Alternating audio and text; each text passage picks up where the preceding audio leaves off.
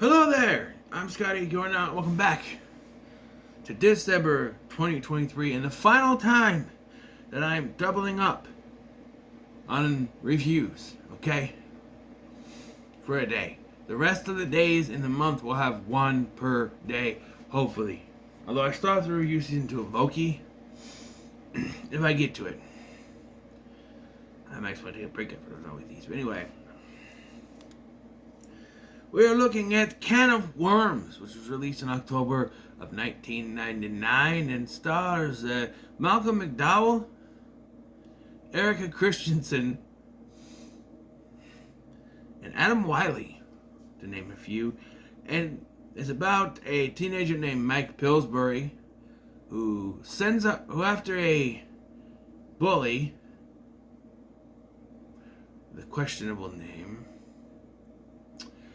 causes him problems, sends out a message to anyone throughout the galaxy and is answered by a bunch of aliens, including Barnabas, a dog-like creature voiced by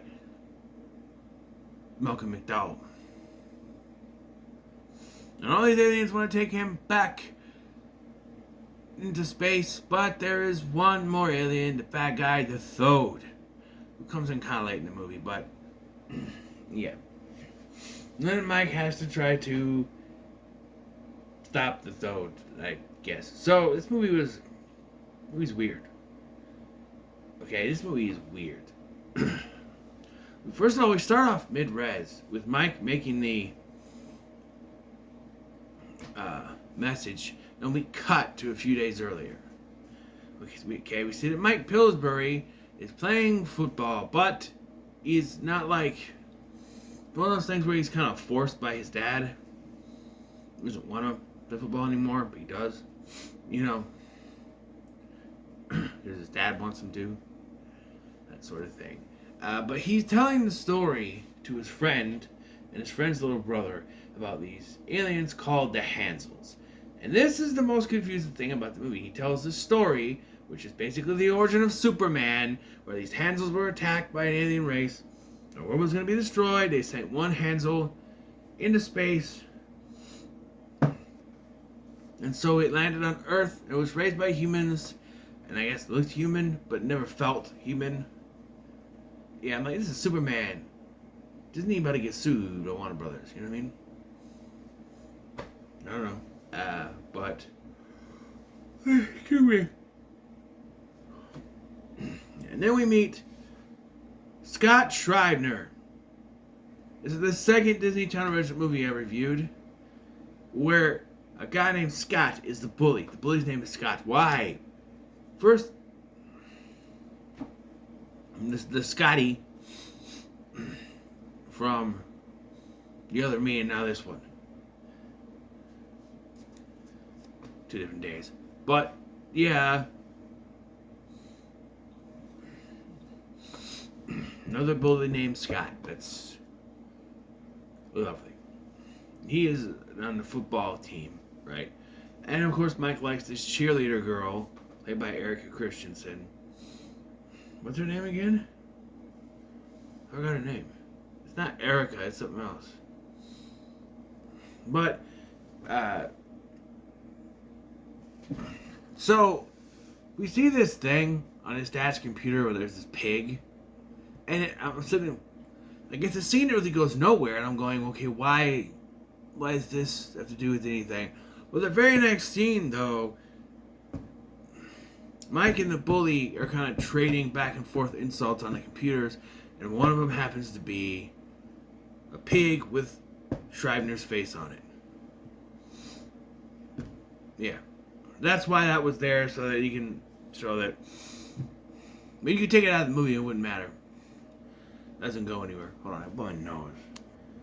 So, yeah, it doesn't add anything. But seeing this, the cheerleader girl comes to talk to Mike about setting up some stuff for a school dance. Alright? And of course, when he's told there's a girl in his room, they don't believe it. Oh no, this girl would never be in my room. Like, well, what if she was? Even the little brother's like, what if she was and she wants a story? So He goes to his room, he finds her there, and she wants his help with this, special effects for the dance, because all she has is crepe paper. So they work together to set this up, right? But of course, you gotta have the bully mess it up. So Scribner, jealous that Pillsbury is spending so much time with this girl, Caitlin. Her name is Caitlin. With Caitlin, sabotages this thing and messes it up. This is what leads him to call out to the aliens to take him away. The very next day, he meets Barnabas. Then he meets a bunch of other aliens. And the most awkward one is when Caitlin calls him, and there's this gross alien that's like eating corn and farting, and it's gross. There's another one. This one pisses me off, actually, because he's trying to apologize to Caitlin. Because he's going to go with Barnabas. He's trying to apologize to Caitlin. This big, deedly-bopping alien shows up, right? And freezes Caitlin, and then freezes him, so he can't do anything. And then he teleports them across the street and tries to talk to him. Before Mike grabs him by the deedly-bobbit eyes and doesn't let him go. But it's too late, because Caitlin snaps out of it and then shuts the door on him. Yeah. So this is where things get very confusing. Watching this again, I'm like, wait. What are these? Okay. So Mike is at his house with his friend, Adam Wiley's character. When Caitlin stops by to talk to him, Mike is ready to leave at this point. Because Mike tried to explain all the aliens, and his friend doesn't believe him. But then all the aliens are in this tree house, and even though his friend saw him, he still doesn't kind of believe it. And then he's gonna leave. He's packing his stuff. Caitlin shows up, and then he goes outside, and that's when all hell breaks loose, right? The alien people are trying to make it. One of them's trying to sell the harmonica. Another one's like a lawyer. There's a little pink female alien that I'm not entirely sure what she wanted from Mike, But it's all for naught, because the Thode is on his way. Yes, our surprise third act villain that has not been mentioned till now. The Thode heard the call and is now here. He has an intergalactic zoo, as he would call it, but a prison, as anyone else would call it. An intergalactic zoo of aliens, perfect specimens. So as everyone's trying to run away, Mike's friend's little brother just shows up out of friggin' nowhere, runs into the tree house, right, and gets abducted. Okay, we gotta back up, because first of all, it wasn't even established that the little brother was there. He was just there with his friend, right? And all of a sudden the little brother is there, goes running into the treehouse when he sees the lights. Everybody else is running away from the treehouse. You can see that. But look, pretty late. Run to the treehouse, and then he's abducted. Such a lazy way. This is lazy writing. It's a lazy way to set up a confrontation, right? Wouldn't it have made more sense if the best friend or the girl is the one that gets kidnapped? First of all, they were already there and it has to be written in, right? And if you think, well, they have to be there for the final act, they would be. Because honestly, them going with him doesn't really add anything. They're just with him. And of course not. So the plan is to get Scribner, the bully, who they think is a perfect specimen, and dangle him in front of the Thode like a piece of meat. Eventually the Thode does show up. They all jump through the Thode's portal.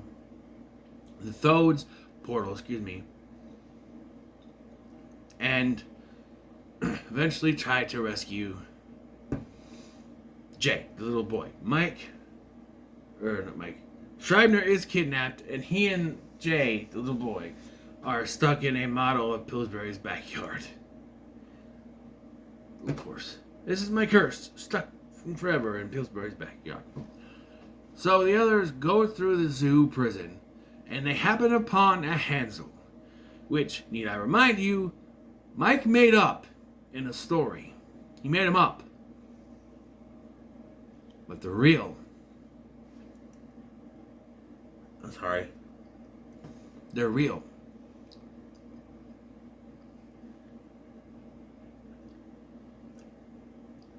There, finally got whatever was messing with me. So, Mike made them up, but they're real. So, this must add some credit to the fact that he's an alien, right? Right? This goes nowhere. I mean, it really just kind of goes nowhere. So, eventually, they find the Thode, who looks like a regular person because we can't afford him to be a toad monster the whole time. But he eventually transforms. They get the key, which is like a little thing. He releases the Hansel. And again, it's supposed to be his perfect specimen. His Hansel is kind of a little on the chubby side. Not completely, but just a little, And they save the other two. And then he activates the thing that frees everything and flees back to Earth. Okay, now, here's the thing, though. He gets to the Hansel alien first. Doesn't know how to use the key. Then the Hansel closes their eyes and communicates with him, and he automatically knows how to open it. Again, this is never explained, other than the Hansel just communicates that way. Everyone gets back to Earth except for the Hansel, so I don't know where it went. Maybe it found a way off the Thode planet. I don't know. They say the only way off is through the Thode portal, so I don't know. And so they get there, and Barnabas tries to call the cops, intergalactic cops, by the way, who do eventually show up just before the Thode is about to beat them, right? He shows up, he arrests them, and the voice of this cop sounds familiar. That's because it's the original voice of Goku from the Ocean anime dub of Dragon Ball Z. Not Sean Schemmel, the original one from the Ocean dub. But, so then we get a very confusing ending. So we cut to Mike is playing football again, and he's sitting on the bench, and Barnabas comes up, and he says, everything is sorted away except for one thing. You. You can come with me, Mike Pillsbury. And he's like, you know what?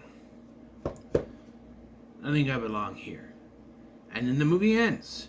I mean, okay, so the bully is fine with him, because as they go, to talk to the cop, he's like, hey, Mike. And I'm just like, okay.